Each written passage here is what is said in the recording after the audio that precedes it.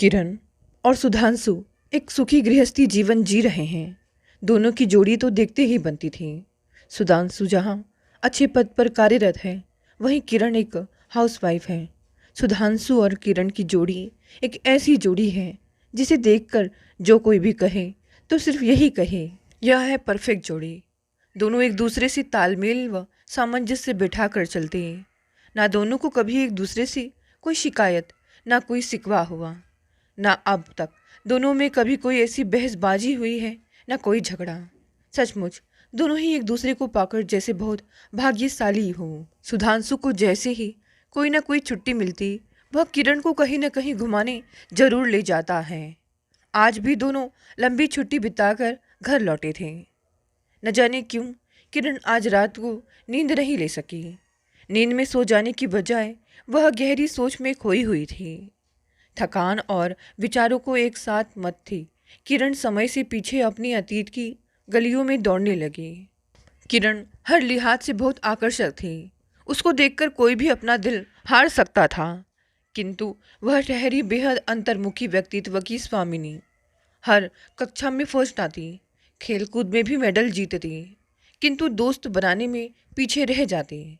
सहमी सकुचाई सी रहने वाली किरण की अपने जीवन से कई आशाएं थीं, जिनमें से थी एक प्रगति पथ पर आगे बढ़ने की। जब किरण कॉलेज पहुंची तो वहां कुछ ऐसा हुआ जो उसके साथ अब तक कभी नहीं हुआ था। क्लास में एक लड़का था जिसकी तरफ किरण अनचाहे ही आकर्षित होने लगी, खींचने लगी। उसने कई बार उसकी आंखों को भी इसी ओर देखते पकड़ा था, किंतु कुछ कहने की हिम्मत ना इस तरफ थी ना उस तरफ। क्लास काफ़ी बड़ी थी, इसीलिए किरण उसका नाम तक नहीं जानती थी, किंतु यह उम्र ही ऐसी होती है जिसमें आकर्षण होना स्वाभाविक है। उसको देखकर किरण के अंदर एक अजीब सी भावना हिलोरे लेती। कभी शरीर में सुरसुरी दौड़ जाती, तो कभी स्वयं ही नजरें झुककर अपने दिल का हाल छुपाने लगती। आमना सामना तो नज़रों का होता, लेकिन सिहरन पूरे बदन में होती। सारी रात बिस्तर पर वह करवटें बदलती रहती थी। यह सिलसिला कई महीनों तक चला। क्या करती, हिम्मत ही नहीं थी जो बात आगे बढ़ा पाती। वह ठहरी अंतर्मुखी और वो जनाब ठहरे बातूनी। उनके ढेरों दोस्त, हर किसी से बातचीत, जिस महफिल में जाए रंग जमा दे। हालांकि देखने में वह कुछ खास नहीं था, किंतु उसका व्यक्तित्व एक चुंबक की तरह था और किरण संभवतः उसके आगे एक लोहे की गोली जो उसकी तरफ खींची चली जाती थी। हॉस्टल के पास वाले मैदान में जब मेला लगा था, तब उनकी पूरी क्लास ने वहाँ चलने का कार्यक्रम बनाया। वहाँ जाते हुए किरण एक योजना के तहत उस जनाब के आसपास भटकती रही। कॉलेज का आखिरी साल देखते ही देखते आ गया था। अगर अभी नहीं बोली तो कब बोलेगी? किरण की अंतरात्मा उसे धिक्कारती। उसके प्रति उत्तर में सबसे पहले किरण ने अपनी सीट बदली और उसके ठीक पीछे वाली सीट पर बैठने लगी। उस दिन शुक्रवार था। उस दिन किरण को एक धक्का लगा यह जानकर कि जतिन एक क्रिश्चियन परिवार का है। खैर, किरण ने जतिन से मित्रता कर ली। जतिन के अनेक दोस्तों में अब किरण का भी नाम जुड़ चुका था। अब किरण का उद्देश्य था कि जतिन के मन में अपने लिए प्यार की लौ जलाना। जो भावना वह जतिन के लिए रखती थी, उसी का सिला यदि दूसरी तरफ से नहीं मिला तो मिलन कैसे पूरा होगा। आजकल किरण इसी उधेड़ बुन में रहने लगी थी। जतिन के मन में प्यार जब हिलौरे लेगा तब लेगा, लेकिन किरण का मन उसे देखकर ही बाग बाग हो उठता।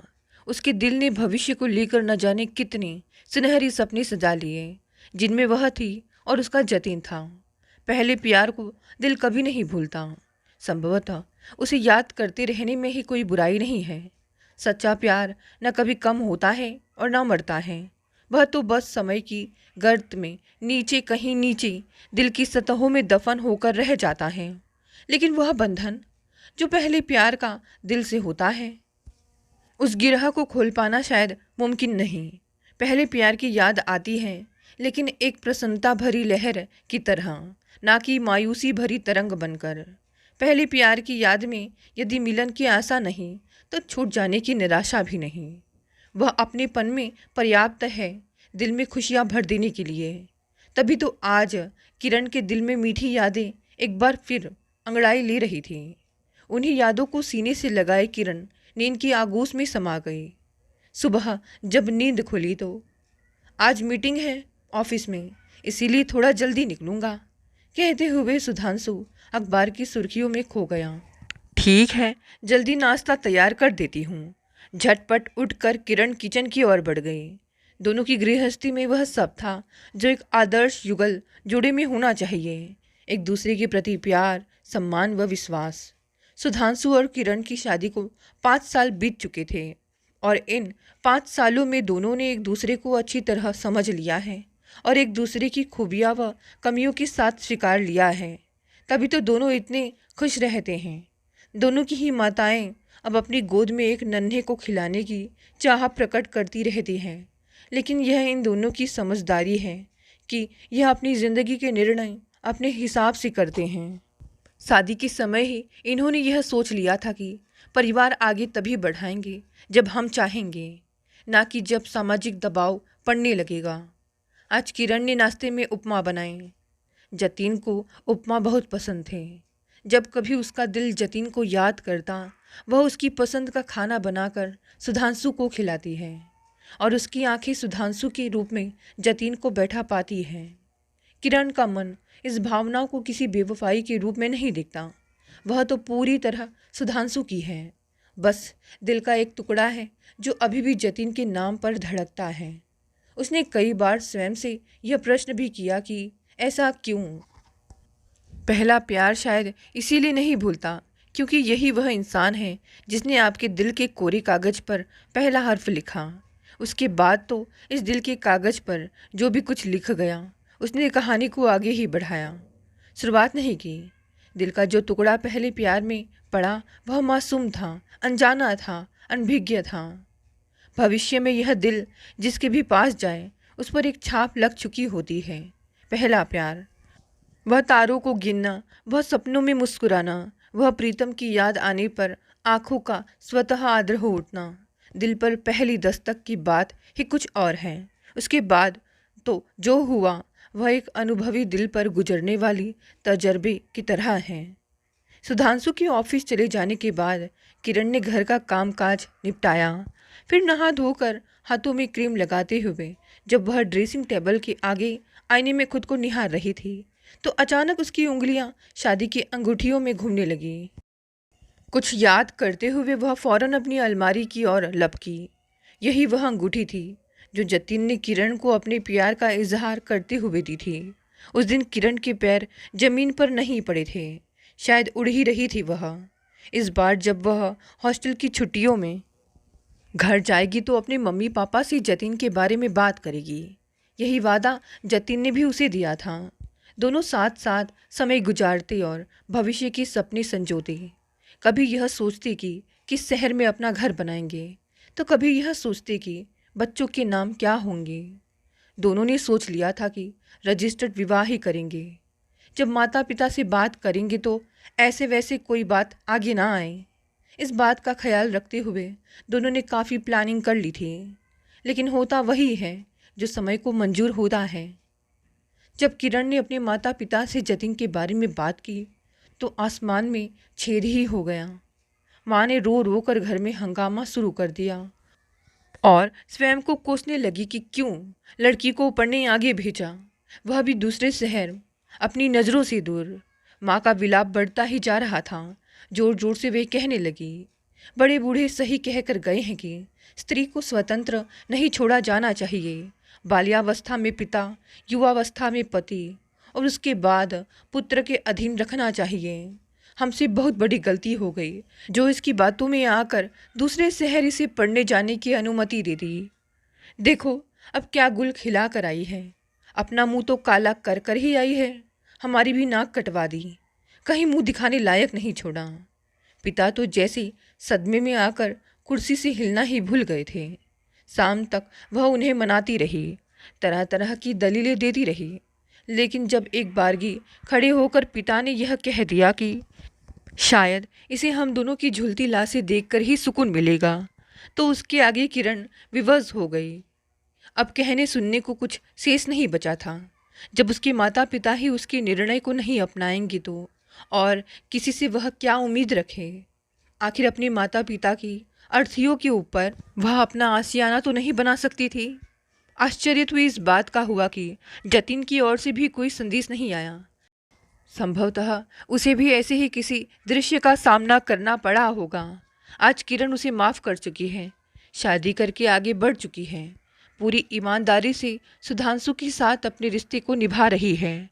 किंतु आज भी जब कभी हवा में नमी होती है और आकाश में पीली रोशनी छाती है तो न जाने क्यों उसका दिल पुरानी करवटी बैठने को मचलने लगता है। टूटे हुए दिल ने कई बार खुद से प्रश्न किया कि यदि यह सच है तब वह क्या था। फिर इसी दिल ने उसे समझाया कि वह भी सच था, यह भी सच है। माता पिता की बात मानने और स्वीकारने के बदले सांत्वना पुरस्कार के रूप में उसे सुधांशु का प्यार मिला है।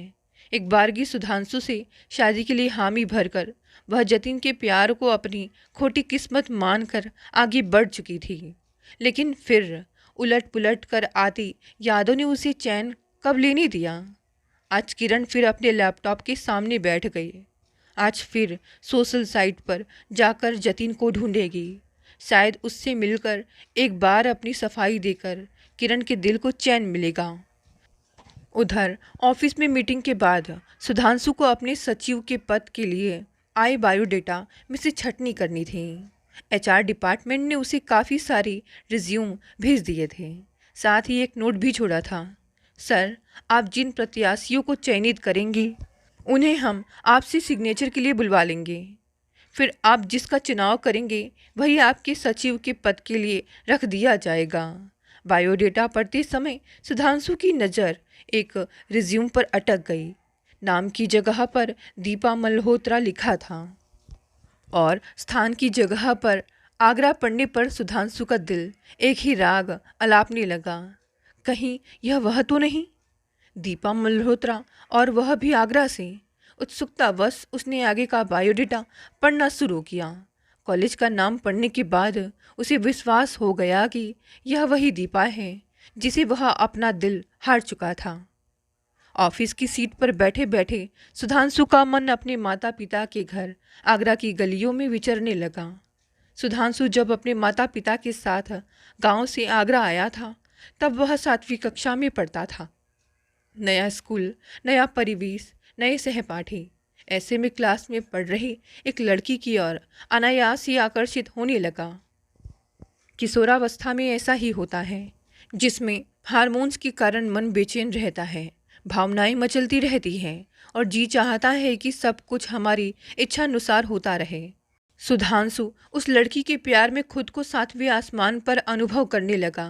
भले ही यह एक तरफा प्यार था, किंतु सुधांशु को विश्वास हो गया था कि यही वह लड़की है जिसके साथ वह अपना पूरा जीवन व्यतीत करना चाहता है।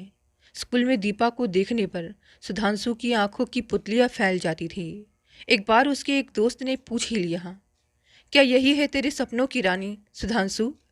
सुधांशु ने उसका जवाब देते हुए कहा था, यह मेरी ड्रीम गर्ल नहीं हो सकती क्योंकि मैं इतने अच्छे ख्वाब नहीं देख सकता। यह तो परफेक्ट है। और कहाँ मैं, ना मेरा जीवन में कोई उद्देश्य है और ना ही मैं इसकी तरह परिश्रमी हूँ। बात को ख़त्म कर सुधांशु वहाँ से चला गया था। वह नहीं चाहता था कि स्कूल में दीपा के लिए कोई भी कुछ गलत बात करे। जिससे वह प्यार करता था उसे बदनाम करने की कैसे सोच सकता था। लेकिन सच तो यह था कि सुधांशु को दीपा के सिवा और कोई नज़र ही नहीं आता था। उसे आज भी याद है वह पहला दिन जब उसने दीपा को देखा था। 2 चोटियाँ, उनमें रिबन, साफ सुथरी स्कूल यूनिफॉर्म, सलीकेदार और आकर्षक व्यक्तित्व। सुधांशु भले ही दीपा पर दिलो जान से मरने लगा था, किंतु यह कहने की हिम्मत भी नहीं कर पाया। खैर, अल्हड़ बचपन से अल्हड़ जवानी तक सुधांशु दीपा को ही निहारता रहा। अब वह गजब के सौंदर्य की मालकिन हो गई थी। जब दोनों ने एक ही कॉलेज में दाखिला ले लिया तब सुधांशु की हिम्मत थोड़ी बढ़ी। दोनों की दोस्ती तो स्कूल के दिनों से ही हो चुकी थी, किंतु अपने दिल की बात जबान तक लाने की हिम्मत सुधांशु में नहीं थी। कहीं ऐसा ना हो इस चक्कर में दीपा उसकी दोस्ती भी तोड़ बैठे। लेकिन दीपा उसे अपना एक अच्छा दोस्त समझती थी। कॉलेज में आने के बाद दीपा ने ही उससे अपने दिल की बात कही। सुधांशु, मैं तुमसे कुछ कहना चाहती हूँ और चाहती हूँ कि यह बात सिर्फ हम दोनों के बीच ही रहे। सुधांशु का दिल बल्लियाँ उछलने लगा। शायद यही वह चांस था जिसका उसे हमेशा से इंतज़ार था। अरे, यह क्या हो रहा है तुम्हें? पसीना पोंछ लो, आराम से बैठो, फिर बताती हूँ। सुधांशु के दिल का हाल उसके चेहरे पर झलकने लगा। अपने दिल को बमुश्किल थामे वह दीपा के मन की बात सुनने बैठ गया। पर फिर जो दीपा ने बताया उसे सुनकर सुधांशु का दिल छन से बिखर कर रह गया था। मेरा एक गहरा दोस्त है जो जयपुर में रहता है। हम दोनों सोशल साइट के जरिए मिले और हमें प्यार हो गया। मुझे नहीं पता कैसे हम आज तक एक दूसरे से मिले भी नहीं हैं, पर मेरा दिल जानता है कि मैं उसके बिना नहीं जी सकती। आगे न जाने क्या क्या कहती गई दीपा, लेकिन सुधांशु के कानों ने सुनना बंद कर दिया था। सुधांशु का चेहरा मलिन हो उठा, मानो चेहरे पर दोपहरी की साए साए में लिपटा सूनापन और वीराना छा गया हो। वह भीतर ही भीतर सुलगने लगा। मगर शायद प्यार आपको बेहतरीन अभिनय करना भी सिखा देता है। दीपा की बात पर पूरा ध्यान देते हुए चेहरे पर मुस्कान लिए कोई नहीं बता सकता था कि अंदर ही अंदर सुधांशु कितना टूट रहा था।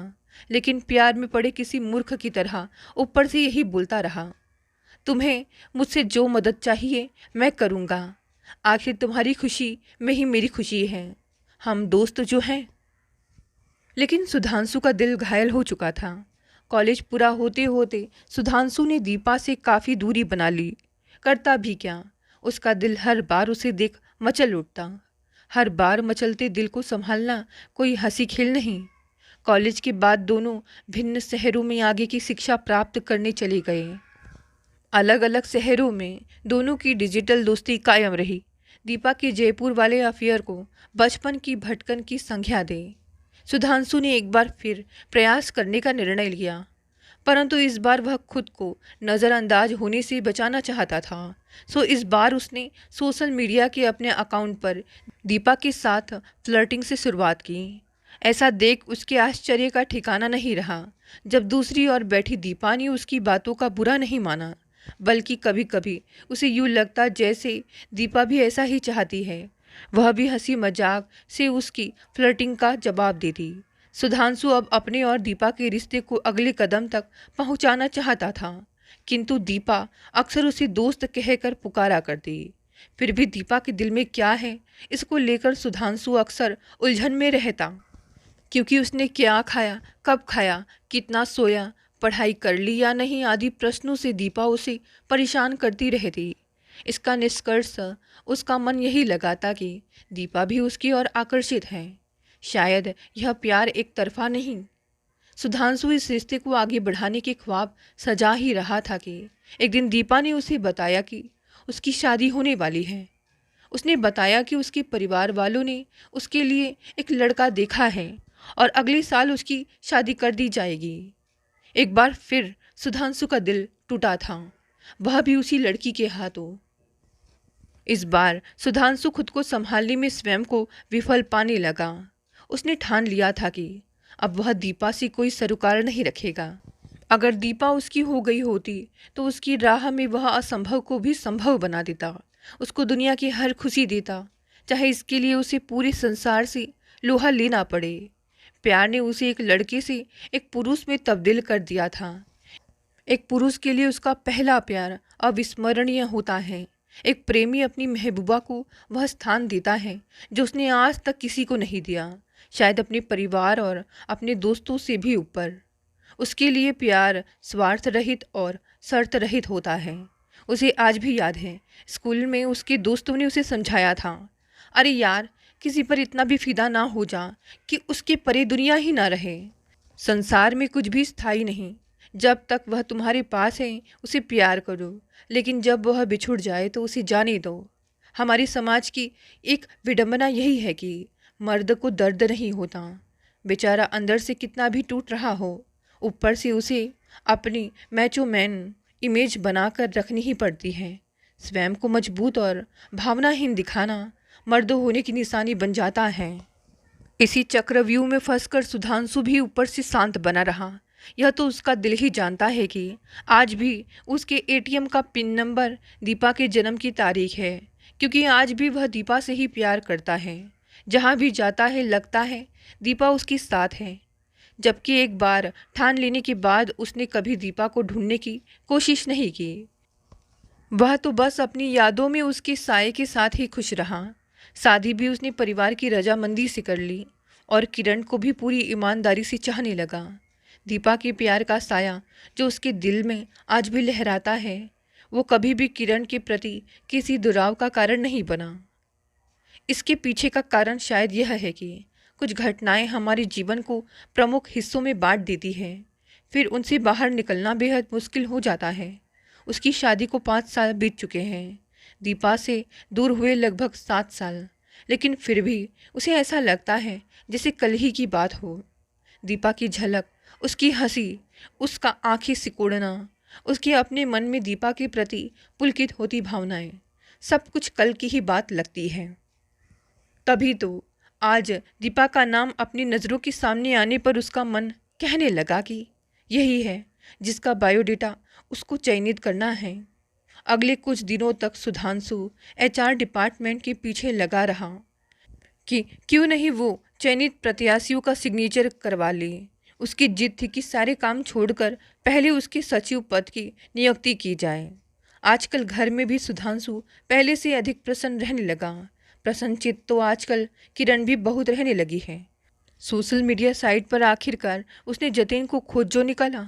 जतिन आजकल दूसरे शहर में रहता है, किंतु काम के चलते उसका दिल्ली आना जाना होता रहता है।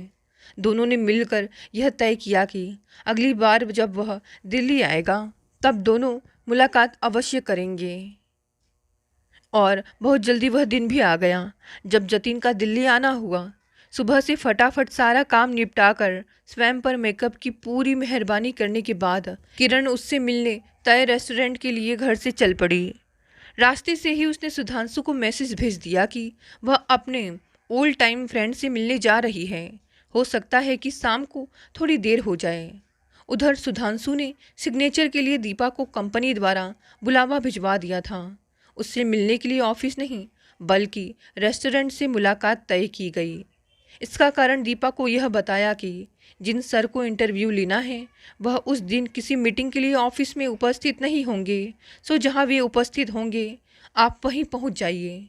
दीपा को भी इसमें कुछ अटपटा नहीं लगा, क्योंकि आजकल कई सिग्नेचर ऑफिस के बाहर भी होते हैं।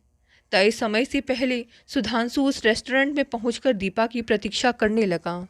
जतिन को रेस्टोरेंट में पहले से ही अपने लिए प्रतीक्षारत पाकर किरण का दिल एक बारगी जरा जोर से उछला। तो क्या आज भी जतिन उसी से प्यार करता है? अपने पहले प्यार को सामने पाकर किरण कभी उत्तेजना से भरने लगी तो कभी विवाहिता होने के कारण संकोच से अपने रेशमी बालों को बार बार अपने गुलाबी गालों पर गिरने से रोकने के लिए अपनी कोमल उंगलियों से कानों के पीछे धकेलने लगी। रहने दो ना इन जुल्फ़ों को अपने सुंदर चेहरे पर। तुम भूल गई क्या कि तुम्हारी यह जुल्फ़ें कितनी पसंद हैं? जतिन के कहने पर किरण केवल मुस्कुराकर नज़रें नीचे किए रह गई। फिर बातों का दौर चला। कुछ जतिन ने अपनी कही तो कुछ किरण ने अपनी सुनाई। आज उससे अपने दिल की बात कहकर किरण काफ़ी हल्का महसूस कर रही थी। इसी पल के लिए वह न जाने कितने समय से तरस रही थी। मुझे यह जानकर अत्यंत अफसोस हो रहा है जतिन कि तुमने अभी तक शादी नहीं की। काश मैं तुम्हें उस समय मिल जाती। बस एक बार तुम्हें अपनी मजबूरी बता देना चाहती थी। आज वह बोझ भी दिल से उतर गया, पर समय निकल गया इस बात का। अफसोस शायद हमेशा खलेगा। किरण ने अपनी बात पूरी करी। जतिन खामोशी से किरण के चेहरे को निहारता रहा, फिर हौले से कहने लगा, समय तो अपने हाथ में होता है। अगर सोचो कि बीत गया तो अलग बात है, वरना आज भी समय हमारे साथ ही है। देखो हम आज भी एक साथ हैं, यदि तुम चाहो तो। लेकिन अब मेरी शादी हो चुकी है। किरण उसकी बात बीच में ही काटते हुए बोली। यदि मेरी शादी ना हुई होती तब बात अलग थी, पर अब मैं सुधांशु की पत्नी हूँ। ऐसे में हमारा रिश्ता पाप कहलाएगा। ऐसा क्यों कहती हो भला? पहले हम दोनों ने प्यार किया। सुधांशु तो तुम्हारी ज़िंदगी में बाद में आया, सो इस रिश्ते में तीसरा वो है।